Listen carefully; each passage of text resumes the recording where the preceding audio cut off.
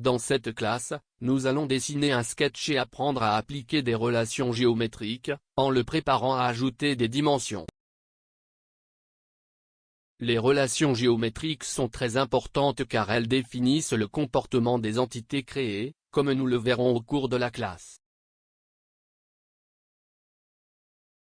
On commence ? Dans un nouveau fichier partie, nous sélectionnons le plan front, et sur la barre flottante nous cliquons sur Croquis. Nous cliquons sur la commande ligne, et à partir de l'origine nous dessinons une ligne vers la droite. Notez la case indiquant le rapport géométrique automatique appliqué, dans ce cas, horizontal. Voyez que nous avons maintenant des lignes jaunes, qui sont les lignes auxiliaires, qui nous aident à dessiner les entités suivantes. Avec l'aide de la ligne auxiliaire, nous dessinons une ligne verticale et regardons le rapport géométrique automatique appliqué, dans ce cas, vertical. Nous continuons à tracer les lignes comme indiqué, fermant le profil. Avec l'aide de la touche ESC nous laissons la commande Line. Par défaut, toutes les relations géométriques appliquées sont affichées le long du profil dans des zones vertes. Pour désactiver cette vue, dans le menu Affichage, nous désactivons l'option Relations d'esquisse, laissant la vue plus propre. En cliquant sur la première ligne que nous dessinons, notez que le Property Manager informe qu'il a une relation géométrique horizontale. Et dans la zone graphique deux cases sont affichées en vert, l'une montrant la coïncidence avec l'origine et l'autre, la relation horizontale. En cliquant sur les autres lignes, nous pouvons voir si elles ont des relations ou non. Nous cliquons sur la commande cercle, l'activons et dessinons deux cercles à l'intérieur du profil, en cliquant une fois pour positionner et une fois pour définir la taille. Pour appliquer une relation géométrique, nous devons sélectionner les deux géométries qui seront liées. Nous cliquons sur l'un des cercles, et avec la touche CTRL enfoncée, nous cliquons sur l'autre cercle. Notez sur la barre flottante les relations que nous pouvons appliquer. Le gestionnaire de propriété affiche les entités sélectionnées, s'il y a déjà des relations entre elles et quelles relations nous pouvons ajouter.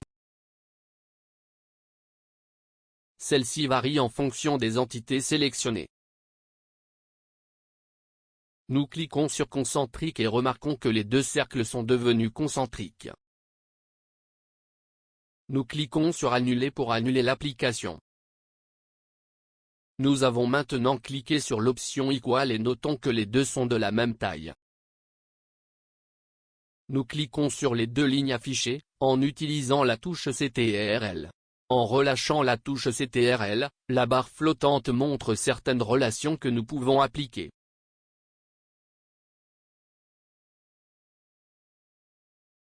Dans le Property Manager nous avons plus d'options et remarquez que les deux sont déjà verticales.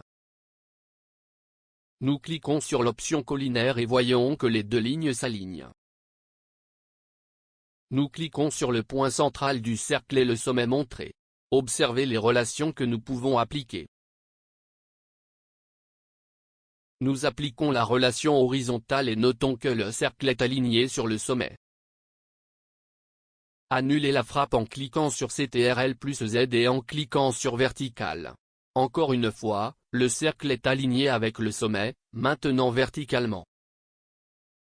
Annulez et cliquez sur Fusionner. Notez que le point central du cercle est exactement au-dessus du sommet. On va l'annuler.